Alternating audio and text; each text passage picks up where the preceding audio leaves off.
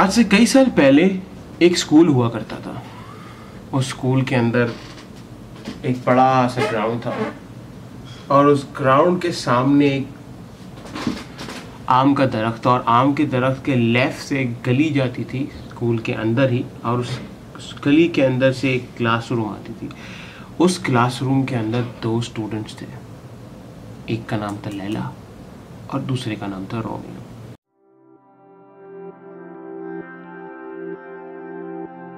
जब भी मौलाना साहब रोमियो को अल्लाह पढ़ाते थे वो लैला लिखता था, फिर वो अल्लाह पढ़ाते थे वो फिर लैला लिखता था। एक दिन ये बात मौलाना साहब ने रोमियो के घर वालों को बता दी। रोमियो और लैला के घर वालों के दरमियान खानदानी दुश्मनी, मतलब नेक्स्ट लेवल दुश्मनी थी। दोनों एक दूसरे का साथ भी बर्दाश्त तो क्या है, दोनों खानदान एक दूसरे की शक्ल तक भी नहीं देख सकते थे।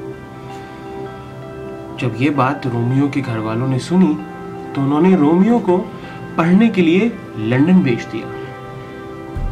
वो ही दिन था जब रोमियो लंदन जा रहा था तो रोमियो की गाड़ी के पीछे पागलों की तरह लैला भागती चली गई जब तक कि उसको रोमियो की गाड़ी फिर नजर ना आई।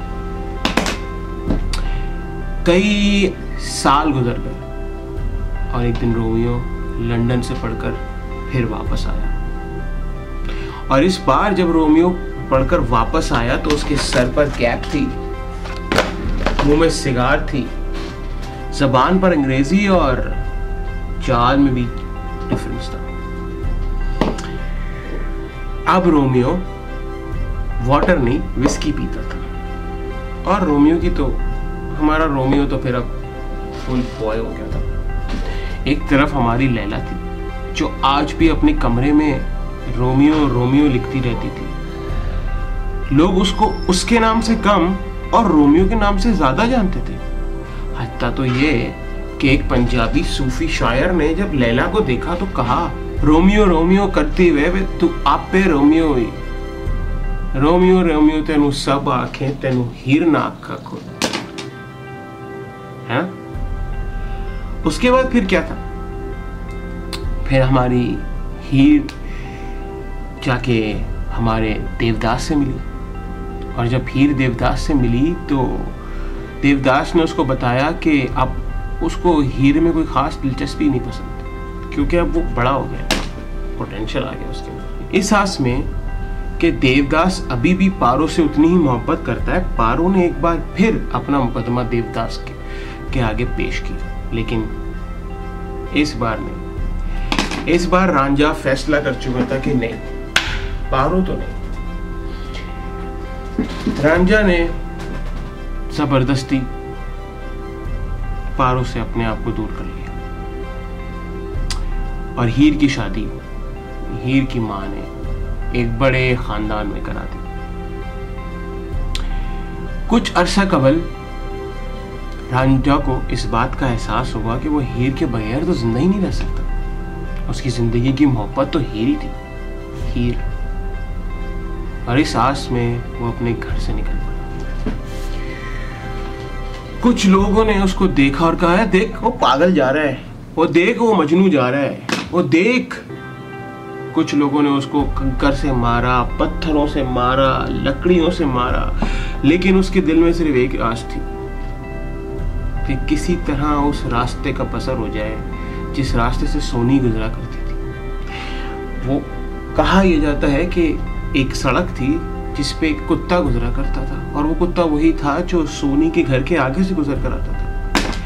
हाल तो ये हो गया हमारे मजनू का कि वो उस कुत्ते के पैर चाटने लग गया, बस ये सोचकर कि यार काश आज भी ये उसी सोनी के घर से आया और सोनी ने वो जमीन पर पैर रखा हो जिस जमीन पर इस कुत्ते ने पैर रखा है। तो इसी बहाने ही सही मैंने सोनी की टच की हुई जमीन को ही अपने चेहरे से लगा लिया। अरसा कबल गुजर गया, उसके बाद सोनी को एहसास हुआ कि उसकी जिंदगी अब माहीवाल के बगैर नहीं गुजर सकती। बहुत सोचा, बहुत जाना, ये चाहते हुए भी कि वो किसी और की बीवी है। माहीवाल अब उसका नहीं हो सकता।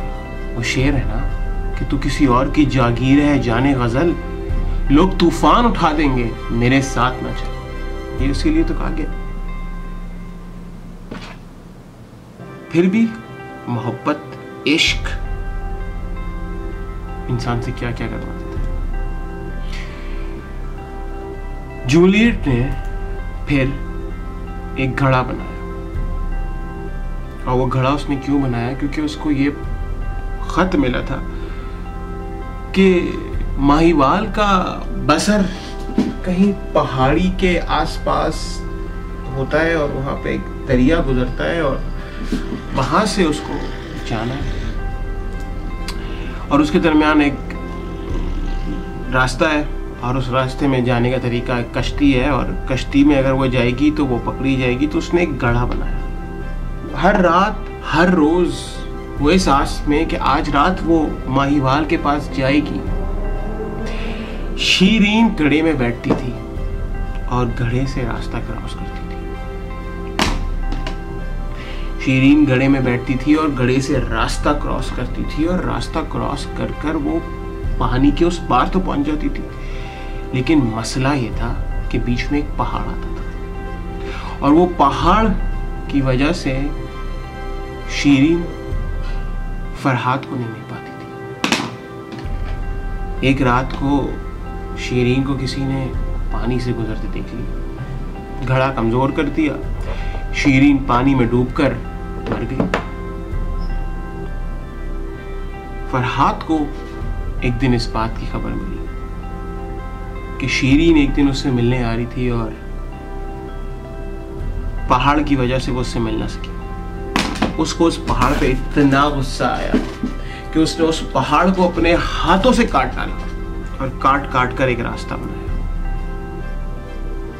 लेकिन इस चक्कर में फरहाद खुद मर गया। मरने के बाद फरहाद की लाश पहाड़ से नीचे गिरी और उस नदी में, जिस नदी में एक बार हीर दफन हुई थी, पानी में बहकर, उसी नदी में रोमियो भी मर गया।